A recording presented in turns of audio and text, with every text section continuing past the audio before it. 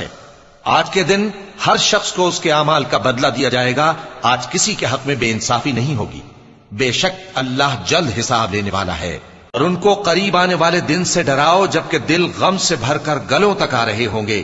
ظالموں کا کوئی دوست نہیں ہوگا اور نہ کوئی سفارشی جس کی بات قبول کی جائے۔